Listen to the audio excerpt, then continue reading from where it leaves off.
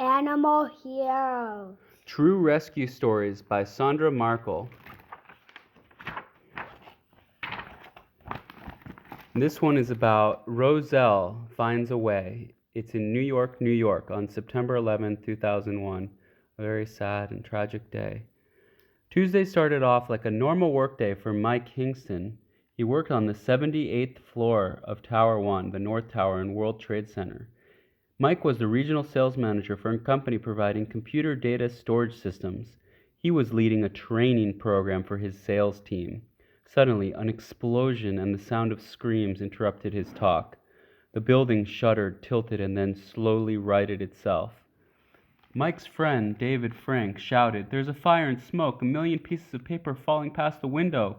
Mike is blind. He couldn't see what David was describing, but he could hear the falling debris and the sounds of panicked people all around him. Mike sensed something else too. His guide dog, Roselle, who was quick to respond to danger, had remained still. She was thumping her tail against his leg, so he shouted to his group, "Calm down, we're going to get out of here, but we've got to do it in an orderly way." Following his instructions, his co-workers walked rather than ran for the stairs. This is about the escape. Going down 77 flights of stairs was a daunting task. Because of the noise and all the people on the stairs, Mike had to keep instructing Roselle to go forward. Roselle had to hold a steady pace that Mike could follow despite the crowds. Because remember, he was blind, so he can't see with his eyes. So Roselle helps lead the way for him. He follows Roselle. But Mike can smell. He smelled the odor of jet fuel burning and guessed a plane had struck Tower 1. He and the others had to stop and step aside to let rescuers carrying burning victims pass. The rescuers needed to rush them to the hospital as fast as possible. The firefighters trudged too, leading up the stairs with boots scuffling and heavy gear rustling. Mike and Roselle labored on floor by floor until they finally reached the exit. Dave offered Mike a ride to his home in New Jersey. They walked toward the parking lot below Tower 2, but as soon as David could see Tower 2, he reported it was burning as well. Then Mike heard a deep rumble and someone yell, "Get out of here! It's coming down!" Oh, man. Still, there was more danger. Mike turned away from the noise. He called to Roselle, "Go forward, hop up." It was her command to go faster. As Mike ran, guided by Roselle, the rumble became a monstrous noise chasing after them. Then Mike was covered by a cloud of dust, so thick he felt as though he was drowning in it. Roselle didn't panic. She kept guiding Mike straight ahead. They became separated from Dave in the rush. Desperate to escape the dust, Mike listened for the sound that signaled that he was passing a doorway. The instant he heard it, he shouted, "Go right!" Roselle turned, and she went only a few steps before jerking to a stop. Mike knew if Roselle stopped, she had a reason. He felt around with his foot and discovered he was at the top of a flight of stairs.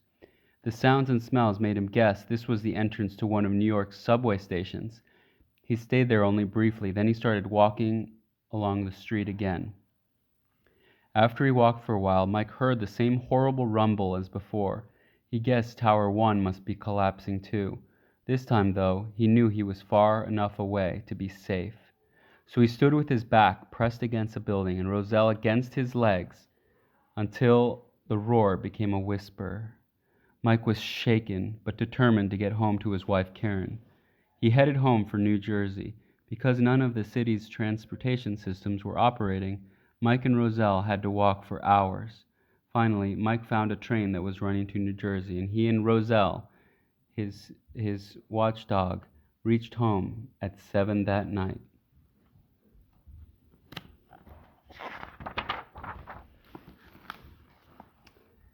A guide dog in training. Roselle was born in the Guide Dogs for the Blind kennel. He started training when she was just 8 weeks old. She went to live with a puppy raiser.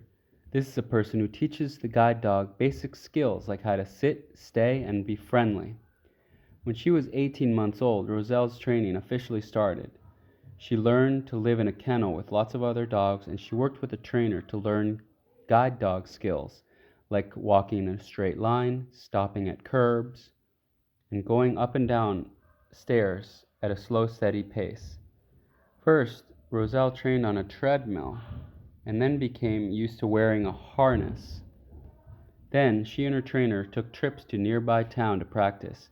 After 5 months, she was ready for her final exam. She had to follow voice commands to guide her blindfolded instructor through the test course.